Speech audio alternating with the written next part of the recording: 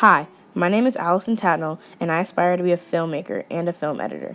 I am a film and media production student at Arizona State, and I hope that my teachings from this university can help me be a great mentor to another filmmaker in the film industry.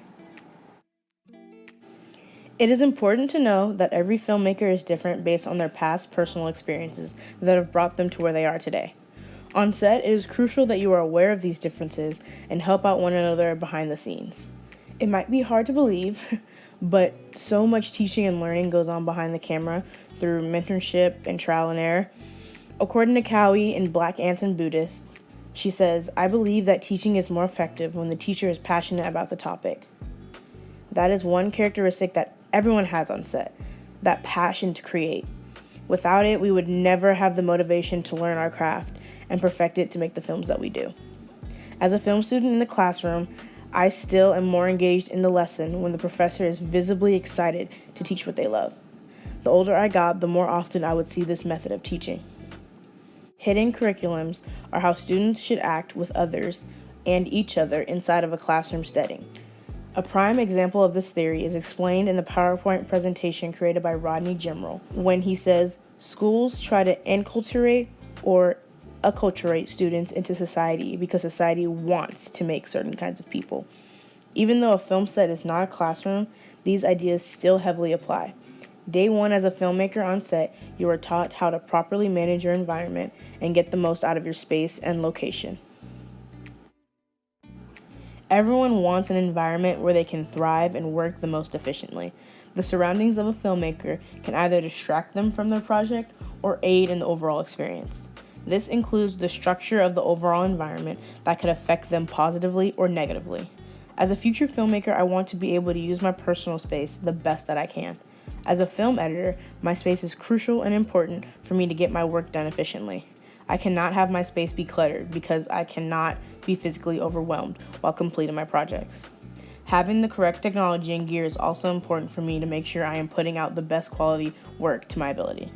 The placement of objects in the room is just as important in order to keep organization, have a daily purpose, and to know whether or not it is effective for proper learning experience.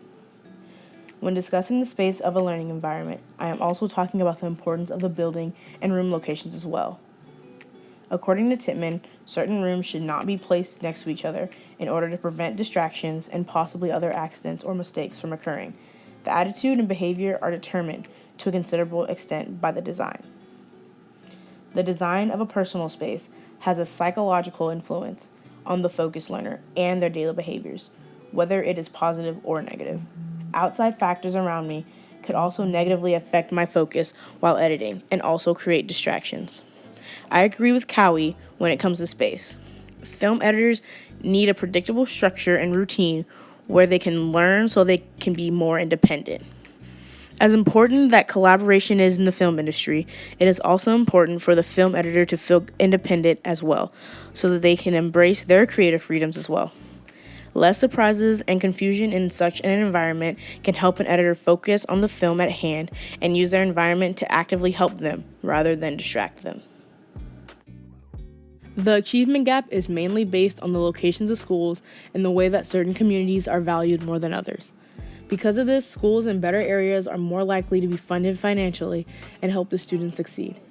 Even a study from the Research in Business and Economics Journal shows that there is in fact, a gap and the lack of resources is an issue.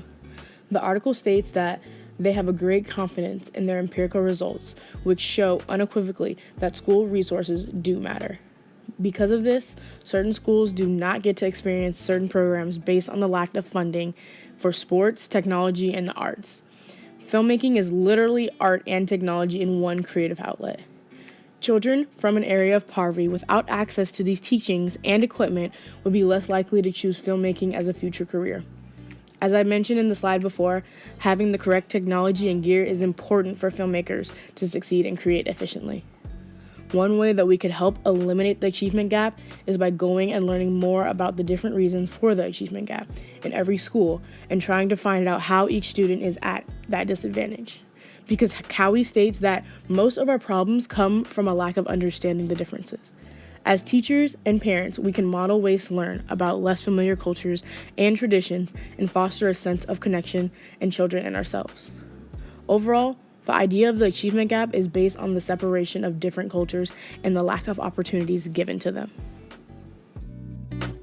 Cultural conflict is best described by McDermott as the problem in assuming that there is one way to be in a culture encourages the misunderstanding that those who are different from perceived norms are missing something, that it is their doing, and that they are locked out for a reason, that they are in reality, disabled.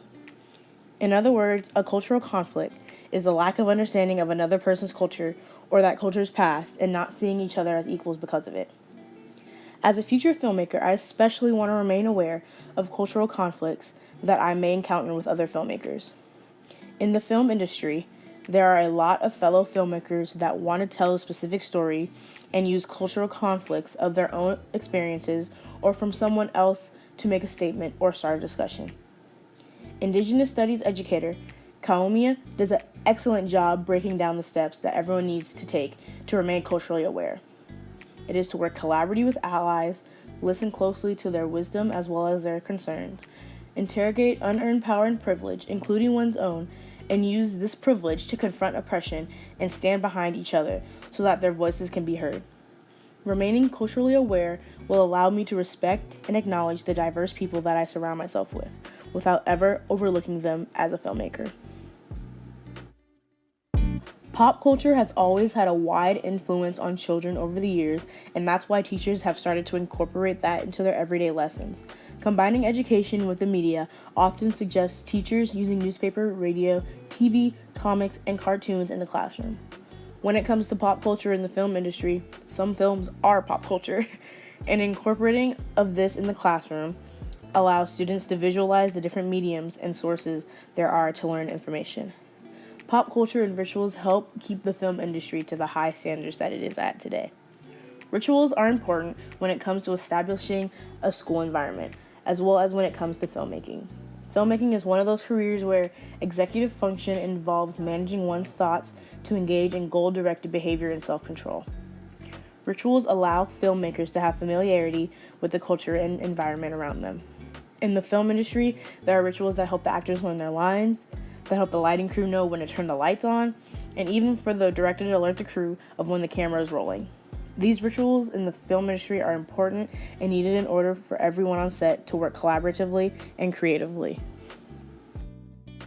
Culturally responsive teaching is best defined as incorporating prior personal experiences and cultural knowledge to make other people's learning experience more valuable.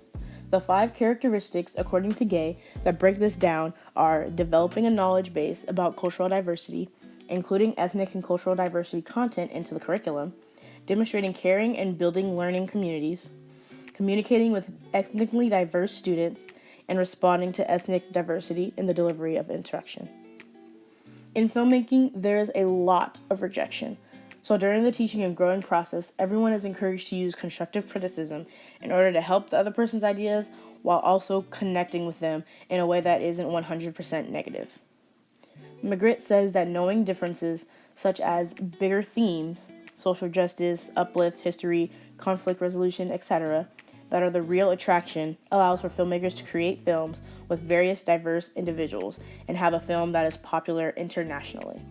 In order to have cultural knowledge, ethnic studies is important in order to get a full understanding of a race or cultural community. According to Sleater, obtaining cultural knowledge helps to bridge differences that already exist in experiences and perspectives, building a truly inclusive multicultural democracy. Cultural knowledge in the film industry is crucial when it comes to being involved in creating art with a message that will motivate and inspire your audience. That's it. Thank you for watching. I hope you enjoyed my vision statement and understand how I plan to use my knowledge to share my teachings as a filmmaker in the film industry.